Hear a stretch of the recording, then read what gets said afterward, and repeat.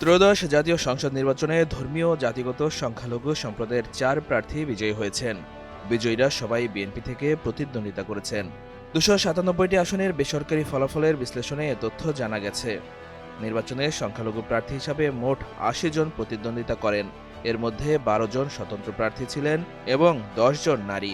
জয়ী 4 জনের মধ্যে একজন ঢাকা থেকে, একজন মাগুরা থেকে, একজন রাঙামাটি থেকে এবং একজন বান্দরবান থেকে নির্বাচিত হয়েছেন। বিএনপির স্থায়ী কমিটির সদস্য গয়েশ্বর চন্দ্র রায় ঢাকা 3 আসন থেকে জয়ী হয়েছেন। তিনি পেয়েছেন 98,785টি ভোট। ধানের শেষ প্রতীক নিয়ে নিতাই রায় চৌধুরী 1,46,696টি ভোট পেয়ে মাগুরা 2 আসনে বিজয়ী হয়েছেন। এছাড়া বিএনপি মনোনীত সংখ্যালঘু প্রার্থী দীপেন দেওয়ান ধানের শীষের প্রতীকে রাঙামাটিতে জয়ী হয়েছেন।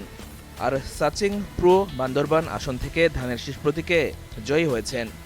তিনি পেয়েছেন 1,41,455টি ভোট।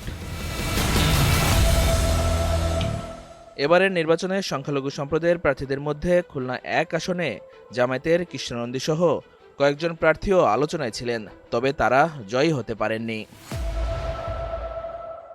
এখন ঘরেই হবে বিয়ে বাড়ির পোলাও, যদি থাকে আকিজ এসেনশিয়াল সুগন্ধি চিনি গুঁড়া চাল।